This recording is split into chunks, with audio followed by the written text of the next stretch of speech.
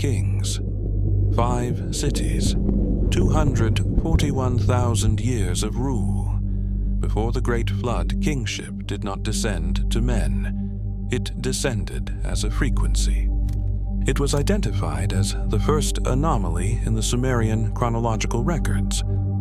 To the Sumerians, time was not linear. It was a calibrated cycle. The first king, Alulim, was not a man, but a biological processor assigned to a node. The city was a machine. Built upon the marshes of the Persian Gulf, the ancient city of Eridu served as the primary grounding point for a global stabilization network.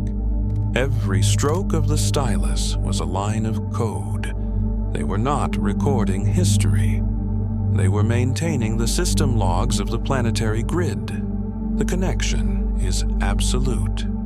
The geometry of the spheres in the West mirrors the mathematical constants found in the archives of the East. A global language, written in the most stable shape known to physics. The priestesses were the human interfaces. They tuned their own biological rhythms to the spheres, acting as conduits for the planetary alpha wave. The geometry was life. Every curve of the temple was calculated to mimic the heartbeat of the planet and those who lived within its proximity. They moved by sea and spirit. The spheres provided navigation, not through the stars, but through the magnetic lines of the Earth itself. Some records were not just clay. They were containers for the Mercury-based technologies of the teachers, the seeds of a lost unified science. Bad Tibira, the second city. Here, the rule lasted for 36,000 years, a period of absolute climate stability maintained by the stone grid. The environment was the first witness. In the marshes of the Enki, the spheres were placed to harmonize the water's frequency with the lunar cycle. This was biological engineering disguised as art. The cylinder seals were not just signatures, they were data keys for the stabilization nodes. Every temple was a battery. The spheres acted as the core, distributing a stabilizing resonance throughout the city's mud brick grid. The kings were the operators. They maintained a 241,000-year uptime through direct neural interface. The kings on the list were the teachers, non-human architects who managed the planetary grid before the great collapse of the atmosphere. Their timeline was cosmic. The 241,000-year reign was not a claim of ego, but a measurement of a great year, a full precessional cycle. They built from the atom up. Even the soil of the sacred cities was infused with seeds, designed to maintain environmental stability. During solar events, the grid went into high output mode.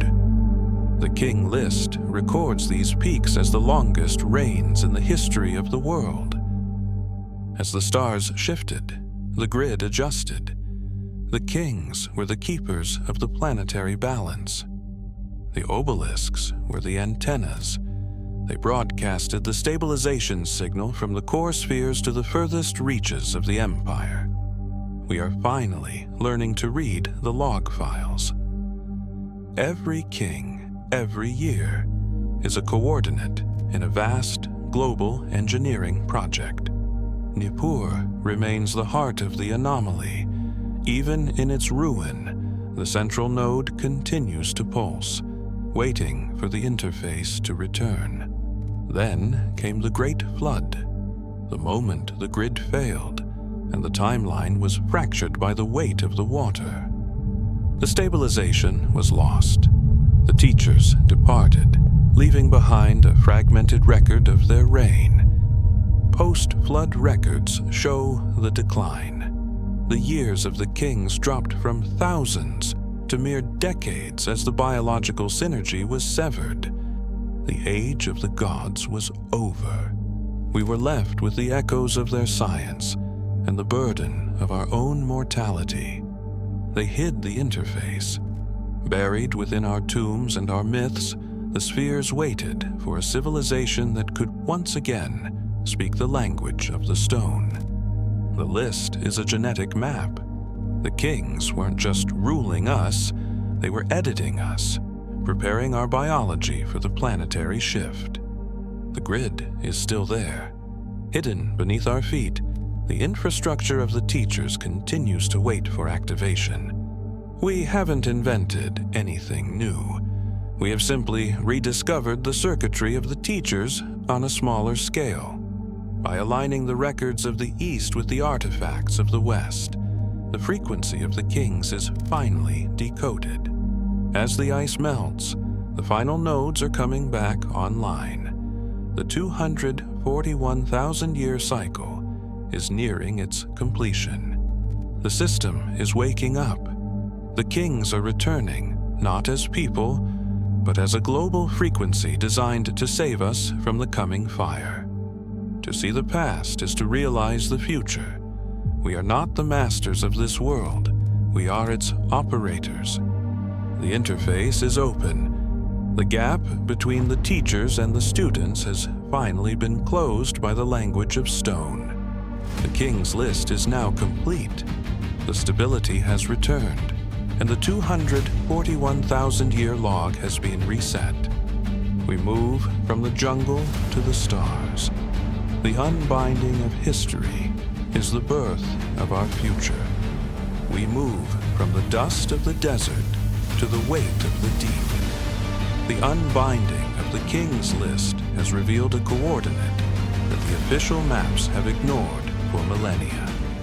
The next link in the global grid is submerged.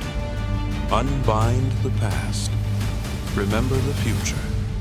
Join us next Friday at 10 a.m. Eastern Standard Time as we dive into the sunken citadel of Japan.